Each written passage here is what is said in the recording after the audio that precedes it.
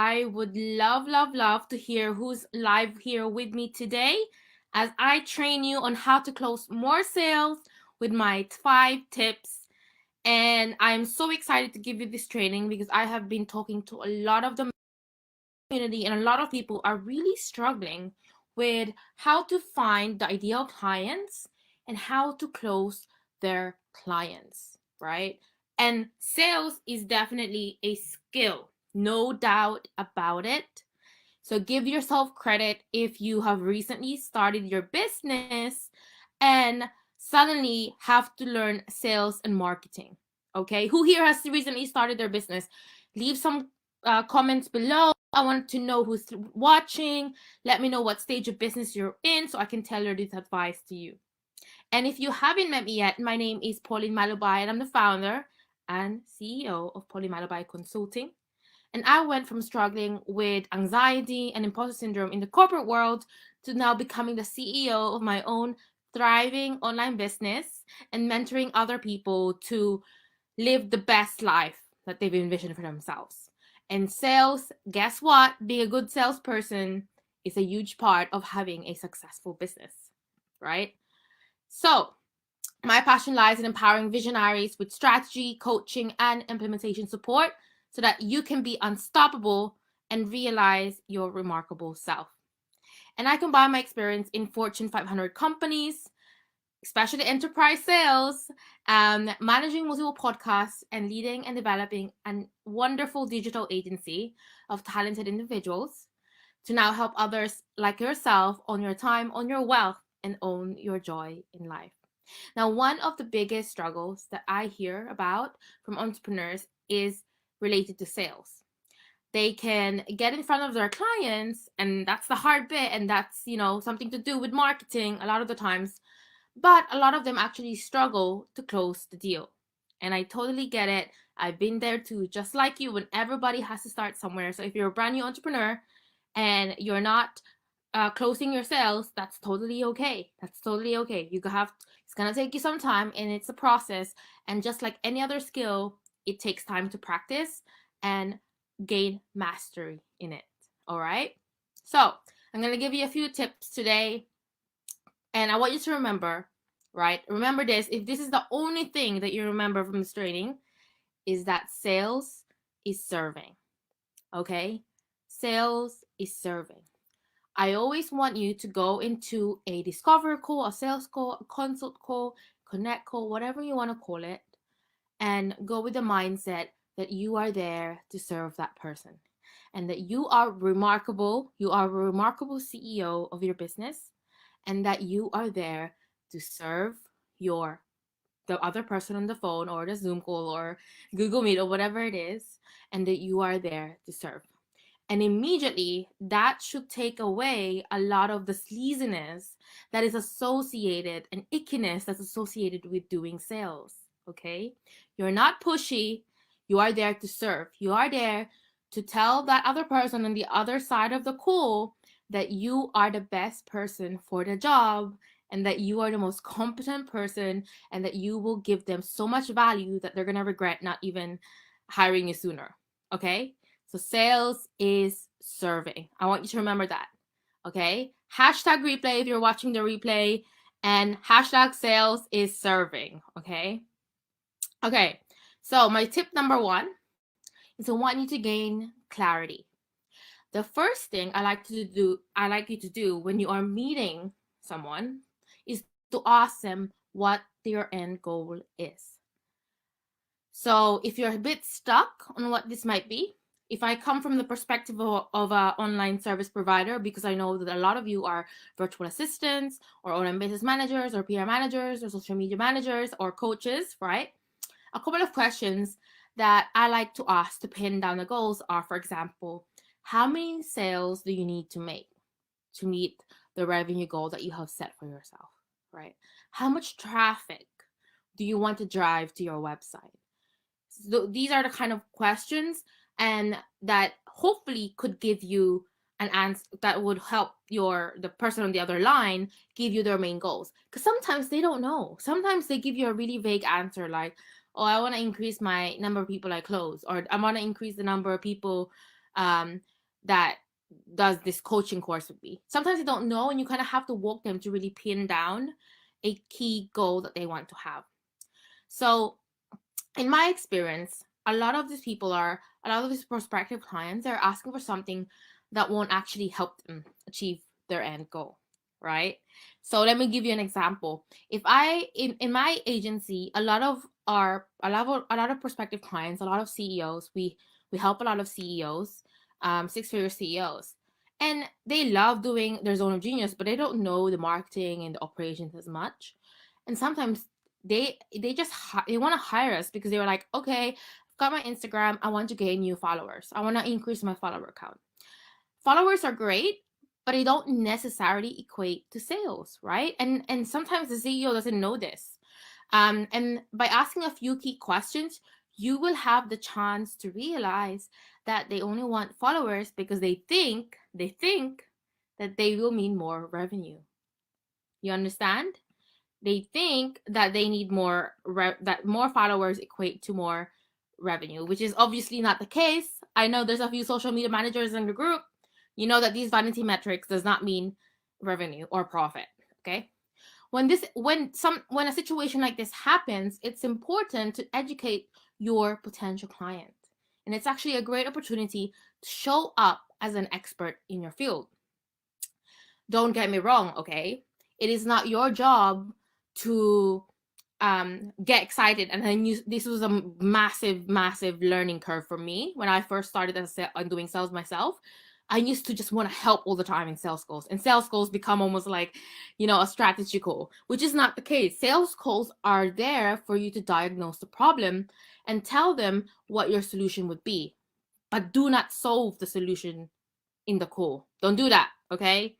Don't do that because, you will overwhelm the prospective client. They don't need to know. That's why they're hiring you, so that you solve it for them, all right? Especially if you're a service provider, right? The CEO is not hiring you to learn about Instagram growth unless you're a coach and you work with them. But for example, if you're a social media manager and someone's hiring you to increase their IG engagement, for example, they don't need to know Instagram tactics. That's why they're hiring you. So don't teach them how to do your job in the call. Don't try to solve their problem in the call. Tell them that you have the solution and tell them what the packages are related to that solution that you offer. There's a difference there. And it took me a long time as well as a brand new entrepreneur to really hone down on this and be careful of that. Okay, give me some love in the comments if you're following me so far. I want to know if this is resonating with any of you. Have you been in a sales call before where you felt like you were giving everything, and then at the end of the call you realize that you just overwhelmed someone? Love to know. Okay, so that's tip number 1. Gain some clarity on the goals of that person on the other side of the call. Tip number 2 is to discuss their time frame. So you need to know when that client, the potential client, they expect to see the results.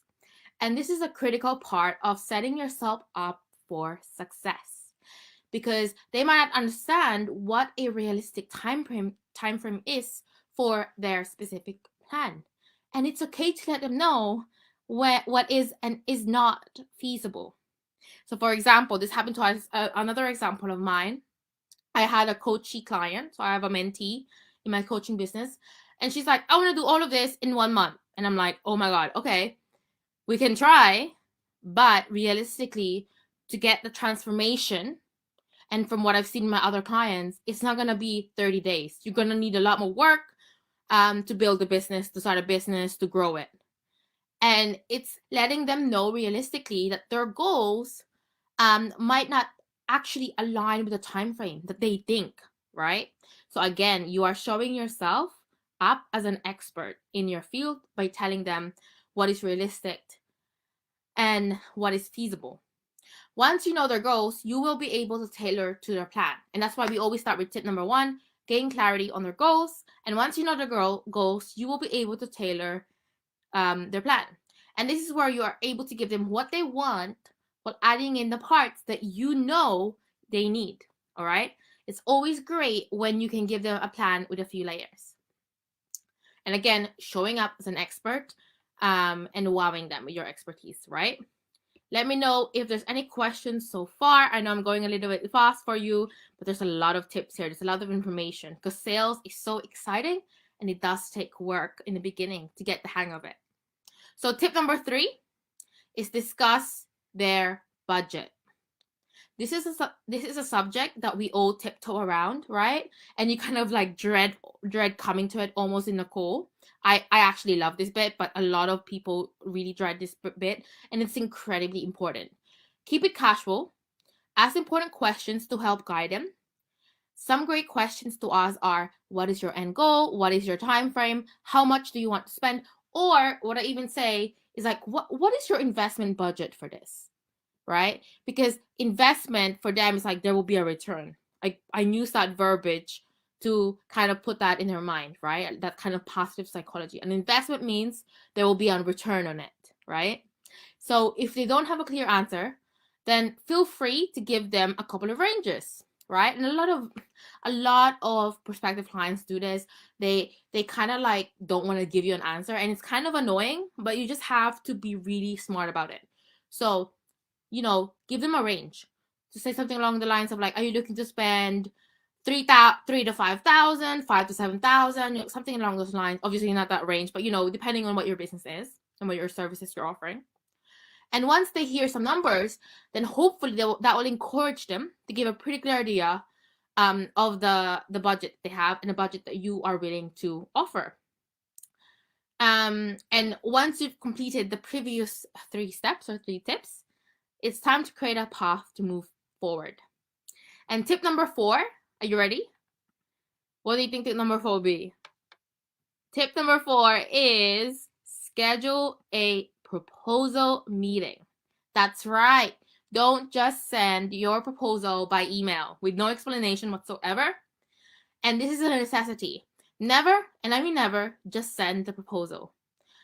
And meet with them to review it and answer any questions that they may have. I've learned the hard way that just sending a proposal won't have the same results. They will always have the questions and they will always need some kind of clarity on some things.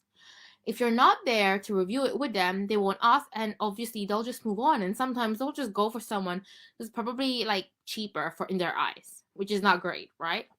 This meeting also gives you that chance to reiterate their goals, the time frame, and their budget. So again, keeping that, making sure that there's no misunderstandings, right?